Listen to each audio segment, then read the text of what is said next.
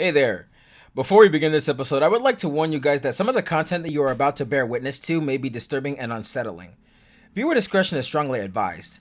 Thank you.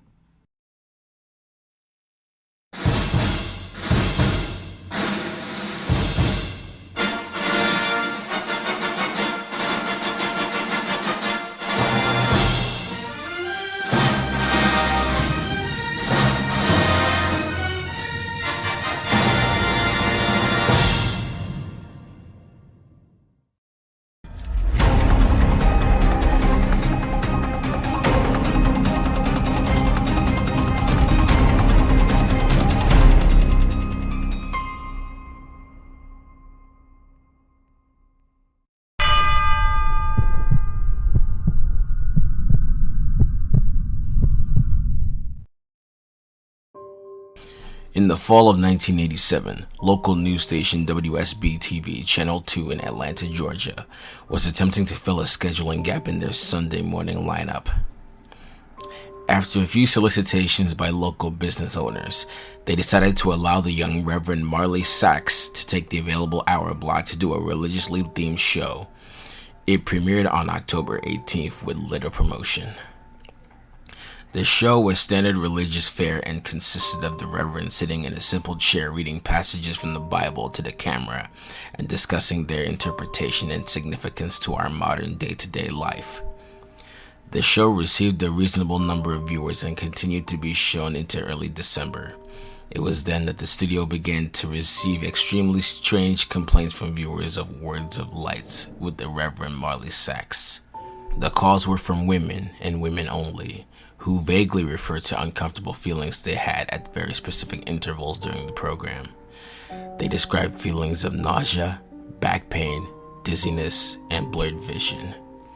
These callers, for no discernible reason, were convinced that it was the viewing of this program that was causing these symptoms. It was later determined that after 3 weeks of complaints that these quote-unquote feelings were happening at roughly 12-minute intervals during the course of the program. The small studio staff checked all recording equipment, both audio and video, and found nothing faulty. When the Reverend was made aware of these incidents, he merely shrugged and stated cryptically that, quote, "some can't handle the voice of God." The head of the studio, at a loss to explain the cause of these complaints, decided to continue running the program. By February, viewership had dropped sharply, and it was decided to pull the plug on the show. The studio had figured it would be much more prudent to spend as much time as possible on the news story that had the other two local news networks abuzz, the miscarriage epidemic. Starting sometime in November, the number of healthy pregnant women miscarrying in the Atlanta metropolitan area had reached over 300. The CDC couldn't find any discernible cause for this terrifying occurrence. The Reverend took the show's cancellation with what could only be described as abject indifference. When informed, he made no protests, merely nodded, almost knowingly. He left the studio after the last episode was filmed, without so much as a word, and dropped off the face of the earth. No one ever heard from him again, not his former congregation or any member of the church. The studio moved on, filling the slot with an infomercial, and continued to concentrate on the miscarriage story. A year and a half later, an intern at the WSB studios discovered the tapes of the Words of Light and began going through them in an attempt to find stock footage for an upcoming piece the station was doing on the impact religion had on the city. The Atlanta incident, as the miscarriage epidemic became known in medical journals, petered out 3 months after the studio canceled Reverend Sachs' show and had already begun to fade from the public consciences. As the intern went through the tapes, he accidentally made a disturbing discovery about the footage. While attempting to stop one recording at 10 minutes and 45 seconds, he mistakenly jammed the fast forward button down. While the footage whizzed by, he attempted to pry up the button with a screwdriver. Just as he succeeded, the tape stopped at 32 minutes and 1 second.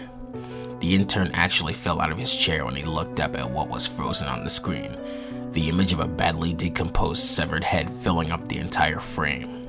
After he collected himself, he moved the film back a few frames, then forward, and realized that his mind was not playing tricks on him. He began going through the rest of the recording and soon discovered that at exactly 12-minute intervals, the image would appear for one frame. Thinking it was some practical joke being played on the new guy, he presented it to one of the film technicians, ready to be mocked. The technician was just as puzzled as him. No one had touched the footage since the cancellation of the show.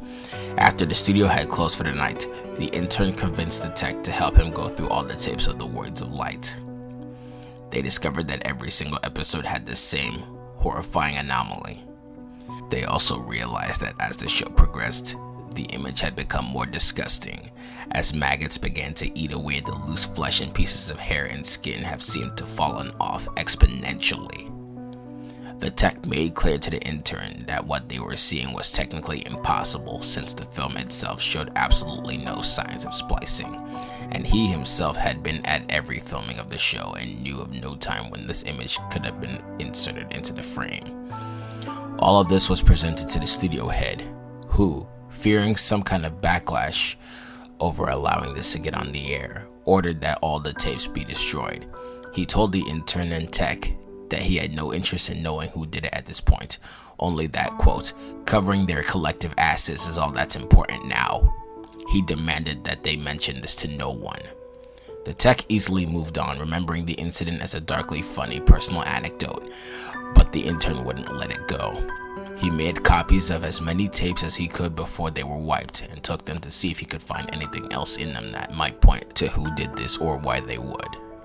A week later, he attempted to rope the tech into helping him again, saying that he believed that he'd discovered something even more disturbing than the images themselves. When the single frames were edited together in chronological order, the head's mouth appeared to be moving as if trying to form words. The tech, fearing for his job, told him to get rid of the copies and to not talk about it again. A week later, police responded to a 911 call made by an elderly woman in one of the Atlanta suburbs at dusk. She had heard horrible noises coming from her next-door neighbor's house where a young couple lived. She told the emergency responder that the wife was pregnant and that she was terrified that something had happened. When the officers arrived on the scene 20 minutes later, they found no lights on in the windows and the front door was ajar. They had moved in slowly and made their way into the living room. Inside, they found a young woman, dead, with her abdomen slashed open. The wound was jagged and a trail of blood led from the body to the couch on the far end of the room. There sat her husband, the studio intern, naked, the corpse of his unborn child at his feet, dying. In his hand, he held the rusty piece of metal siding he had used to gut his pregnant wife. The television was on and playing an 18-second loop of silent footage of a decomposing head mouthing some unintelligible words. The story at the police precinct to this day goes that the intern kept saying under his breath over and over and over again as they led him away, quote, "The light of God calls them."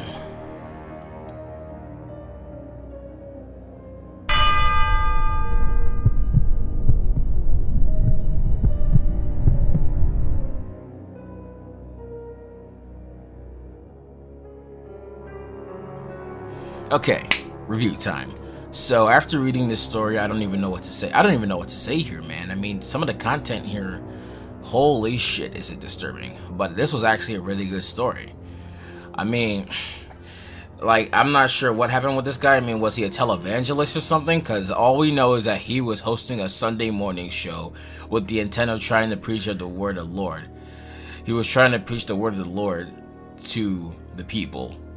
But, like, WSB was looking for something to fill their Sunday morning lineup. I mean, I'm not sure what they were airing, but like, yeah, speaking of which, I'm actually glad that they mentioned the name of the station in question along with the market it serves, because me being a television news broadcasting nerd, I actually have a whole lot of interest in this kind of stuff.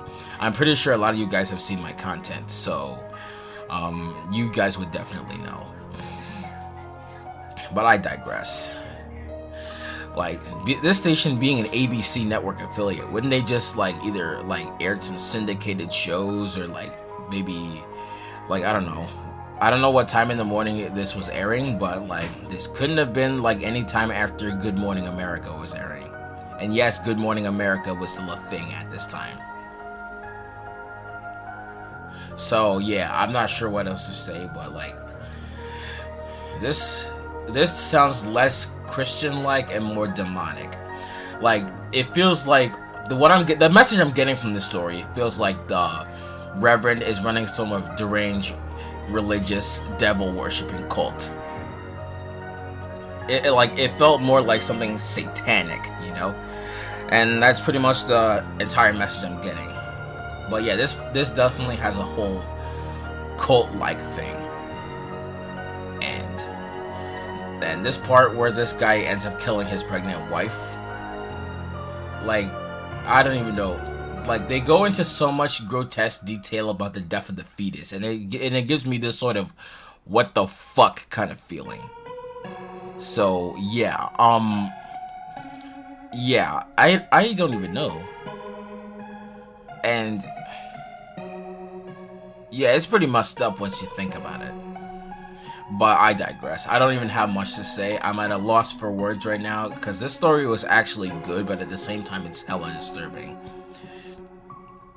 Like shit got dark really fast when I wasn't expecting it to do so. But yeah, this actually made my day. This really made my day. So my final review, I'm just gonna give this a 9.5 out of 10.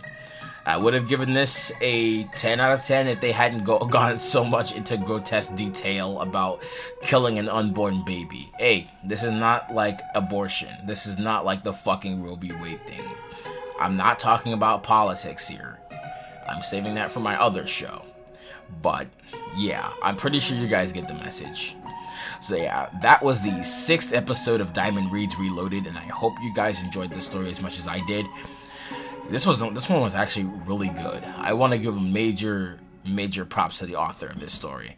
I would also like to give a major shout out to my great friend Puppydevil, formerly known as Shadowblazer, as you already know, for agreeing to be a part of this episode, because I actually did have a lot of fun working with her and putting everything together for your entertainment pleasure.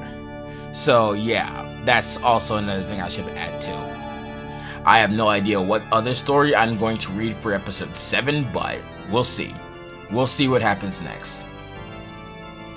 So yeah, that's going to be it for today's episode. If you guys enjoyed this episode, feel free to leave a like and subscribe to the channel and turn on notifications so you don't miss a beat, because I post new content almost every single day. Join me for episode 7 of Diamond Reads Reloaded, which will come later this month. Actually, I don't know when it will be here, but I'm trying to get as many episodes out as possible. Yeah, until next time, take care of yourselves and each other, and stay blessed. And until we meet again, I'm Rebel Shadow, and I'm out.